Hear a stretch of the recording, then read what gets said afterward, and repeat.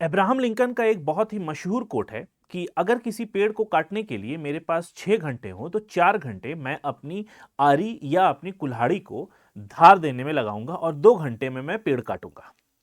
अगर इस कोटेशन को आप इंटरप्रेट कर पा रहे हो तो आपको बिल्कुल पता चल रहा होगा कि यहां पर हम एक बेटर प्लानिंग की बात कर रहे हैं और ये किसी भी काम के लिए बहुत इंपॉर्टेंट होता है जब हम गोल ओरिएंटेड होते हैं, जब हम लॉन्ग टर्म सक्सेस को देखते हैं। ठीक उसी तरीके से जब हम यूजीसी नेट की एग्जामिनेशन की तैयारी कर रहे हों और अगला जो शिफ्ट आने वाला है, अगली जो साइकिल आने वाली है, यानी दिसंबर के यूजीसी नेट के एग्जाम को जब हम नजर में रखते हुए कोई तैयारी करते हैं तो हमें चाहिए एक प्रॉपर कंसंट्रेशन और एक real value of our time table कि हमारा जो टाइम है वो कैसे वैल्यूड हो जाए, हमारे पास जो समय मिल रहा है उसको हम किस तरीके से यूटिलाइज कर लें और किस तरीके से हम अपनी स्टडी को और ये अपनी पूरे 24 घंटे को प्लान आउट कर पा रहे हों या फिर कैसे कर पाए। मेरे पीछे आप देख रहे होंगे कि आज मैं डिस्कशन करने वाला हूं एक ऐसे टाइम टेबल का जो रियलिस्टिक है, जिसको हम रियलिटी में फॉलो करते हैं और इसी को हम फॉलो कर पाएंगे। लेकिन इस टाइम टेबल को डिस्कस करने से पहले मैं आपसे एक और बात बताना चाहता हूं कि जब भी हम कोई टाइम टेबल बनाते हैं तो उस टाइम टेबल को बनाने के पीछे ये 3-4 मोटिव होते हैं। सबसे पहला मोटिव है कि हम कंसिस्टेंसी को मेंटेन करना चाहते हैं कि हम जब कोई काम शुरू कर रहे हैं और अभी 3-4 महीने बचे हुए हैं तो कैसे इन 3-4 महीनों में हम कंसिस्टेंट रहें, एक कछुए की चाल से हम पढ़ाई करते रहें, इसी को कंसिस्टेंसी कहा जाता है। ठीक है, इसमें आपको डेली एडहेरेंस और लॉन्ग टर्म सक्सेस को भी हम यहां पर फ्यूचरिस्टिक व्यू में रखते हैं। दूसरी तरफ हम क्लियर ऑब्जेक्टिव को एस्टैब्लिश करते हैं जब हम एक इफेक्टिव टाइम टेबल की बात करते हैं। उसके बाद डेली टारगेट्स को अचीव करते हैं, कुछ वीकली टारगेट्स भी हम इनमें बनाते हैं और कुछ मंथली टारगेट बनाते हैं। अपने सब्जेक्ट्स को हम प्रायोरिटाइज करते हैं कि किस सब्जेक्ट को, किस यूनिट को हम प्रायोरिटी दे रहे हैं, किसको हम पहले पढ़ेंगे, किस यूनिट में ज्यादा टाइम लगने वाला है, कौन सी यूनिट कम समय में हम समझ सकते हैं। अगला इफेक्टिव टाइम मैनेजमेंट, जो कि अगेन बहुत इंपॉर्टेंट है। ये आपका एग्जामिनेशन हॉल से बाहर और एग्जामिनेशन हॉल के अंदर दोनों ही में इफेक्टिव टाइम मैनेजमेंट बहुत जरूरी होता है। Focus on health.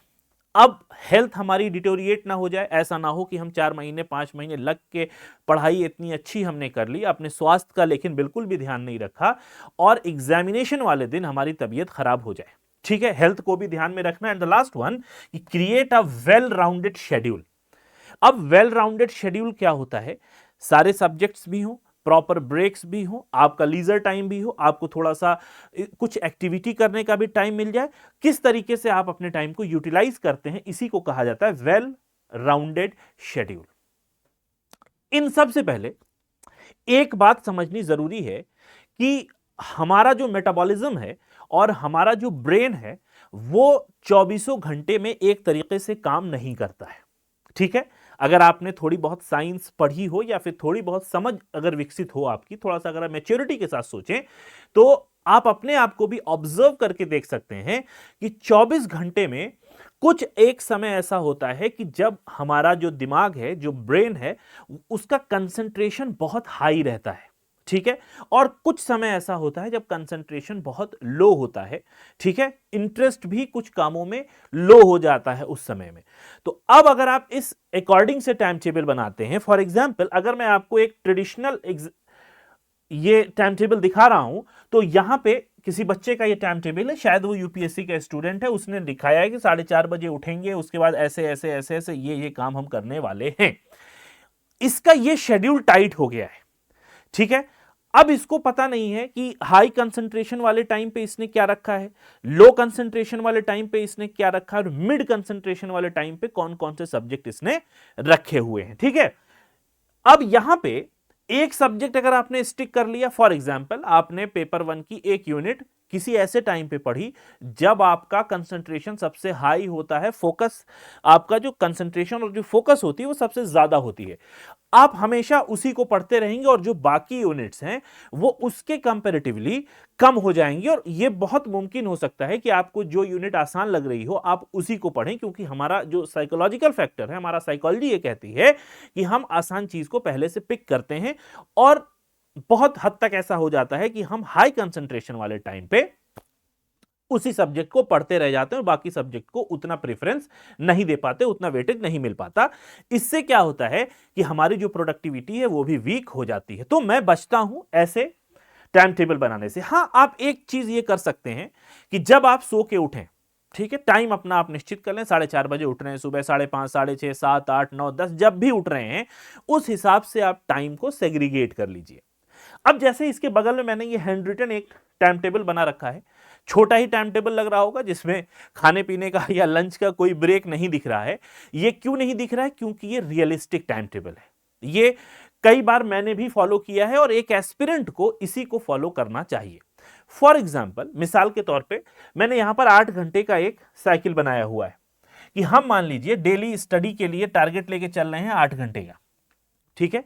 तो अब उस 8 घंटे में कुछ समय बहुत ज्यादा प्रोडक्टिव होंगे हम, कुछ समय कम प्रोडक्टिव होंगे, कुछ समय बहुत ज्यादा कंसंट्रेशन होगा, हमारे दिमाग का जो समझ है, जो हमारा दिमाग का प्रोसेस है वो बहुत तेज होगा। अब खाना खाने के बाद दोपहर में थोड़ा सा हम लो फील करते हैं, कंसंट्रेशन थोड़ा सा लो हो जाता है। तो वहां पे क्या काम करना है? आपको पढ़ाई के लिए 5 काम करने होते हैं, ठीक है। पहला काम होता है आपका रिवीजन। जब हम तैयारी कर रहे होते हैं पहला चीज है रिवीजन, ठीक है। दूसरा पॉइंट है फर्स्ट रीडिंग। पहला हमने रिवाइज किया, दूसरा फर्स्ट रीडिंग, देन थर्ड पे आता है आपका सेकेंड रीडिंग, ठीक है। थर्ड पे आता है सेकेंड रीडिंग, फोर्थ पे आता है आपका टेस्ट, और फिफ्थ पे आता है आपका यूट्यूब कंटेंट, या फिर अगर आप ऑनलाइन कंटेंट देख के कुछ पढ़ना चाहते हो, कुछ जो पढ़ा है आपको वो रिलेट करके क्वेश्चंस करना चाहते हो। तो ये 5 पार्ट्स हैं। आज के जमाने के, आज के युग के एस्पिरेंट के पास ये 5 चीजें हैं जिसको वो फॉलो कर सकता है या करता है जब वो स्टडी कर रहा होता है, प्रिपरेशन कर रहा होता है। तो अब मान लीजिए सो के उठने के बाद पहला 2 घंटे मान लीजिए सबसे ज्यादा हम प्रोडक्टिव होते हैं। बहुत सारे बच्चे होते हैं जो मॉर्निंग पर्सन होते हैं, बहुत सारे होते हैं जो नाइट पर्सन होते हैं, नाइट आउल जिसको कहते हैं हम, ठीक है। तो अब आप सुबह यहां पर सो के उठे तो ये 2 घंटा आपका कंसंट्रेशन मान लीजिए सबसे ज्यादा होता है, 60% हाई होता है, जहां पे आप ज्यादा फोकस कर सकते हो। तो इस टाइम पे आप उन बातों को रिवाइज कीजिए, उन कंटेंट को, उस स्टफ्स को जो आपने पिछले पढ़े हुए हैं, क्योंकि रिवीजन बहुत इंपॉर्टेंट है अगला कुछ पढ़ने के लिए। क्योंकि जब आप रिवीजन नहीं करेंगे तो अगले से आपकी कनेक्टिविटी नहीं बनेगी। तो पहली बात, आप सुबह उठने के साथ 5 काम मैंने बताए, उन 5 में आप जो काम करेंगे पहला वो होगा रिवीजन, पुनरावृत्ति। जो आपने पढ़ा है उसको रिवाइज कीजिए, कॉन्सेप्ट को रिवाइज कीजिए, उनके क्वेश्चंस को देखिए कैसे कैसे था, इसको एक फ्लो चार्ट बनाया होगा आपने ड्यूरिंग प्रिपरेशन, उसको देखिए, और जो नोट्स आपने बनाए हैं एक सरसरी निगाह से उनका रिवीजन कर लीजिए। और इसी में एक और काम होता है which is second important, which is reading, second reading, ठीक है। फर्स्ट रीडिंग अभी हम छोड़ रहे हैं यहां पे, क्योंकि अभी हम नई चीज यहां नहीं पढ़ रहे हैं। हम उन्हीं को फोकस करेंगे यहां पर 60% कंसंट्रेशन के साथ। सुबह के उठने के बाद जो 2 घंटा या पहली पढ़ाई हमारी होगी उसमें पहला काम होगा कि हम रिवीजन करेंगे, और दूसरा काम होगा कि हम सेकेंड रीडिंग करेंगे जो हमने पढ़ लिया है। फर्स्ट रीडिंग अभी नहीं करने वाले हैं, क्योंकि फर्स्ट रीडिंग में हम नई चीजों को पढ़ेंगे। अगला जब हम बढ़ते हैं 2 घंटा, तो मान लीजिए ये 11-12 बजे के आसपास का टाइम है, ठीक है। तो ये 30% या 20% का कंसंट्रेशन यहां पे होता है। ये 20% कंसंट्रेशन ये हम सेकेंड हाफ में बता रहे हैं, जो दोपहर का टाइम होता है लंच के आसपास का, जहां पे बहुत ज्यादा कंसंट्रेट हम नहीं कर पाते। तो यहां पे आप ऑनलाइन कंटेंट देख सकते हैं, यूट्यूब देख सकते हैं, और यूट्यूब में भी आपको रील्स नहीं देखनी है, क्योंकि एब्सर्ड चीजें नहीं देखनी है आपको, अपनी एग्जामिनेशन ओरिएंटेड या फिर कंटेंट रिलेटेड कंटेंट यहां पर आपको देखना है। दूसरा, आप यहां पर सबसे इंपॉर्टेंट काम है, आप एमसीक्यूज लगा सकते हो, मॉक टेस्ट लगा सकते हो, टेस्ट लगा सकते हो, ठीक है, जो कुछ भी आपने पढ़ा है। लास्ट वाला आता है 3 घंटे का, ये जो रात का टाइम है, ठीक है। बहुत सारे कैंडिडेट्स प्रीफर करते हैं रात की पढ़ाई में, जहां पे कंसंट्रेशन आपका 70 के आसपास या 60 से 70 के आसपास का होता है। यहां पे आप फर्स्ट रीडिंग को पढ़ेंगे या फिर आप ओवरऑल जो आपने पढ़ा है उसको समराइज फॉर्म यहां पर आप करेंगे, ठीक है।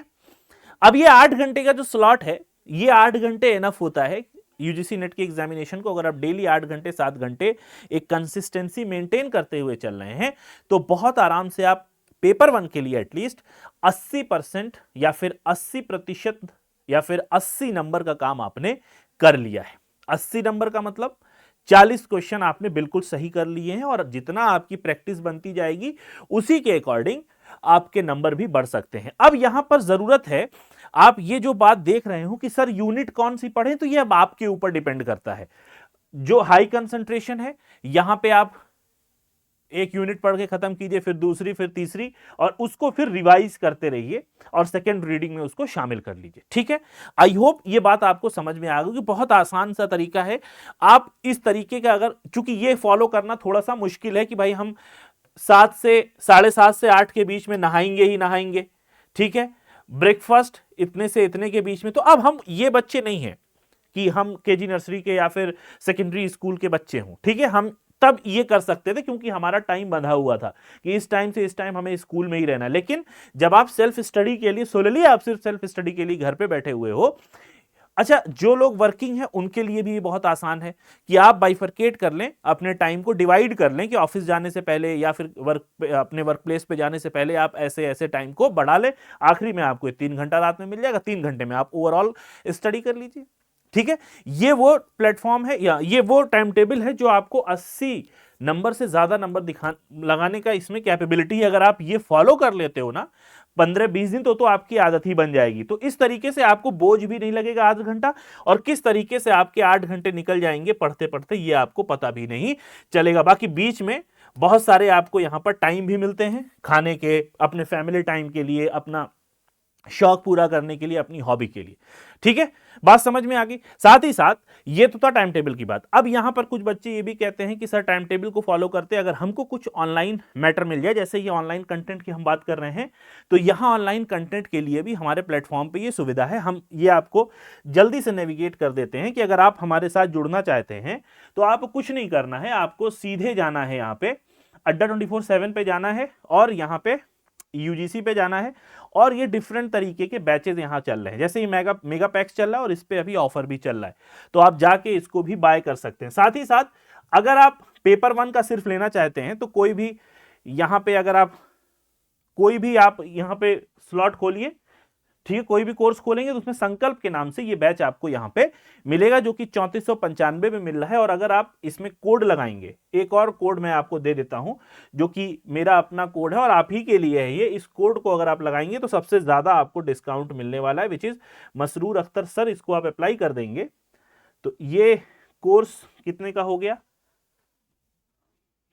ये हो गया 3495 का। ठीक है, तो आपको क्या करना है, आपको कोड लगाना है MASIR, मसरूर अख्तर सर। ठीक है, तो आई होप आपको ये वीडियो अच्छी लगी होगी। ये टाइम टेबल को आप अभी भी फॉलो कर सकते हैं और अपने अकॉर्डिंग इसको डिजाइन कर सकते हैं। 9 घंटे का है तो उस हिसाब से स्लॉट बांट लीजिए, कब कंसंट्रेशन आपका ज्यादा होगा, कब कंसंट्रेशन आपका कम होगा। ठीक है, तो ये वीडियो आपके लिए है, वीडियो आपको हेल्पफुल लगी होगी। जाने से पहले यही कहना चाहूंगा कि वीडियो को लाइक करके चैनल को जरूर सब्सक्राइब कर दें। मिलेंगे नेक्स्ट वीडियो में, तब तक के लिए have a nice day, take care of yourself, bye bye.